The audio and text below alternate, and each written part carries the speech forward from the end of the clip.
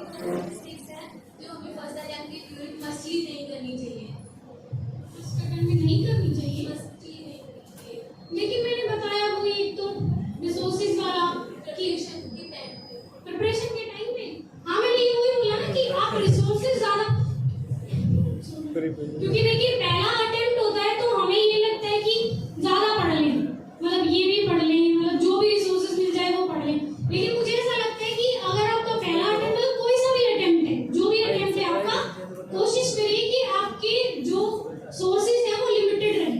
क्योंकि मुझे ऐसा लगता है एक किताब को आप 10 बार पढ़ें और 10 किताबों को एक बार पढ़ें तो वो कुछ याद तो रहेगा नहीं उनमें से 10 में से।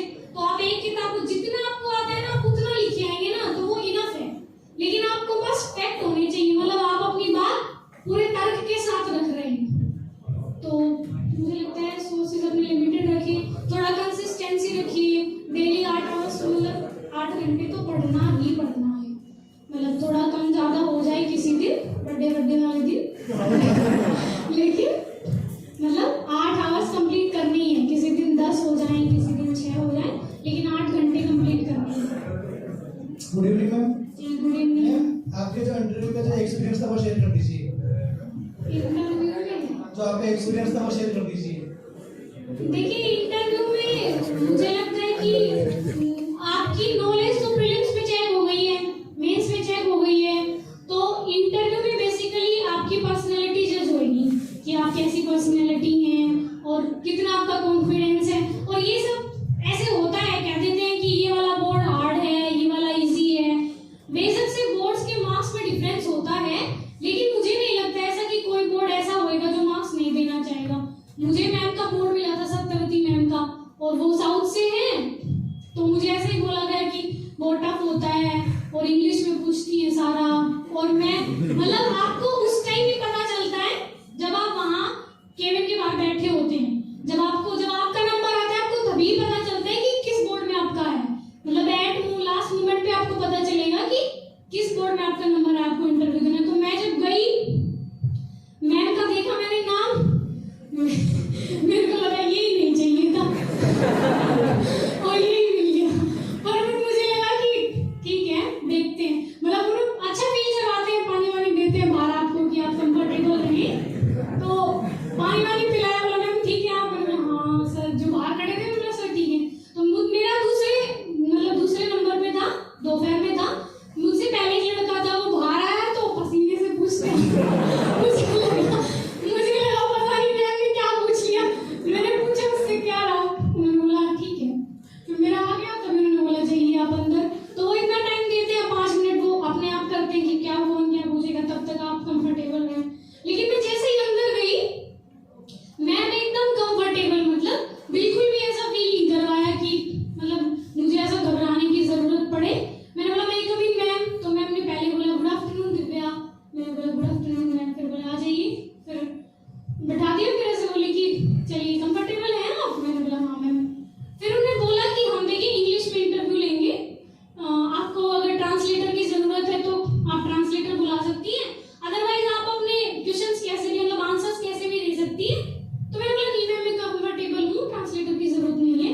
फिर मैम ने पूछे क्वेश्चन, मतलब मैम ने कोशिश की कि मुझे अच्छे से समझ में आए, लेकिन पूछे इंग्लिश में, और मैंने मतलब ऐसे मिक्स में दिया कि मतलब मैं जो कहना चाह रही हूँ मैम को समझ में आ जाए और मतलब मैं अच्छे से बता पाऊँ अपनी चीजें। तो हिंदी भी और इंग्लिश में मिक्स करके बताया मैंने, और एकदम नॉर्मल, मतलब वो आपको बहुत अच्छा फील करवाएंगे। ऐसा बिल्कुल नहीं कि मतलब वो इस बात के लिए तैयार बैठे हैं कि आपको फंसाना है, बिल्कुल नहीं।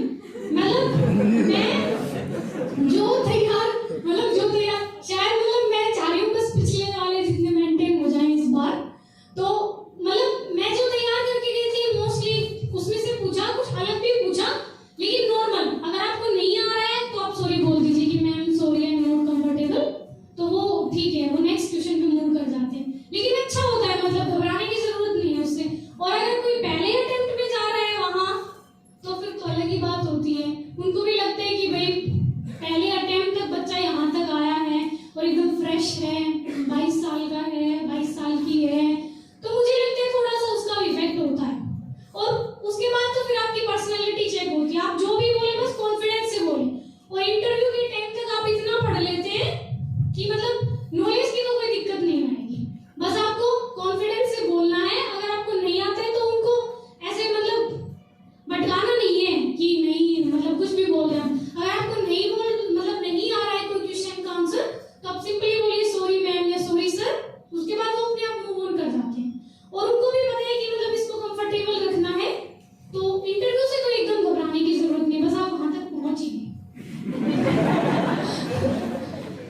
एक ये है कि मतलब अभी जैसे लड़के आपसे क्वेश्चन पूछ रहे थे कि मैं आपने क्या पढ़ा तो आपने बोला कि मैंने छोड़ दिया फिर आपने पढ़ा क्या मैं वो बताऊं मैंने क्या छोड़ दिया?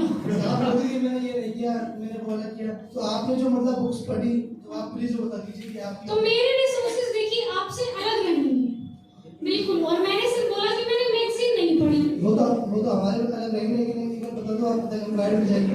मैं अपने रिसोर्सेज बता दूं। हाँ तक हमको गाइड हो जाएगा मतलब देखिए रिसोर्सेज तो मेरे को भी जगह बहुत हो जगह सकता है जैसे हमसे कोई चीज छूट रही हो और आपने वो पढ़ी हो तो मुझको कवर मिल जाए टाइम मिला तो आप मुझसे बिल्कुल ज्यादा कवर कर लेंगे, इस बात में कोई दो राय नहीं है। लेकिन देखिए आपके पास अपने कोचिंग के नोट्स हैं तो आप ज्यादा रिसोर्सेज के चक्कर में मत पड़े। फिर भी अगर आपको मेरे जानने, और मैंने सिर्फ मैगजीन्स नहीं पढ़ी, मैंने डेली न्यूज़पेपर पढ़ा है और आप इतना पढ़ लीजिए बस, मोर देन इनफ है। मैं अपने रिसोर्सेज मतलब यही रहे हैं, एनसीईआरटीज पढ़ी है, उसके बाद मतलब हर सब्जेक्ट की जो स्टैंडर्ड बुक्स रही हैं, जैसे हिस्ट्री के लिए स्पेक्ट्रम पढ़ी है, विपिन चंद्र की दोनों बुक्स पढ़ी हैं, India after independence freedom struggle और इंडिया आफ्टर इंडिपेंडेंस दोनों, और पॉलिटी के लिए पहले एनसीईआरटी पढ़ी है, उसके बाद लक्ष्मीकांत पढ़ी है, और लक्ष्मीकांत सर की एक गवर्नेंस की भी आती है बुक, वो मैंने देखी थी, मतलब पूरी मैं पढ़ी नहीं लेकिन मैंने देख ली थी कि हाँ इसमें क्या क्या है। और उसके बाद जानने तो तभी करेंगे।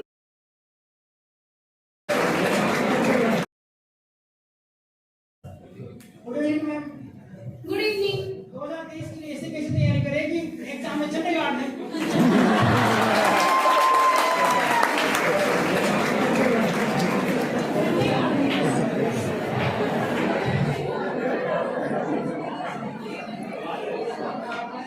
जानने तो तभी करेंगे जब आपके वो सिंसियरिटी मैच्योरिटी होगी।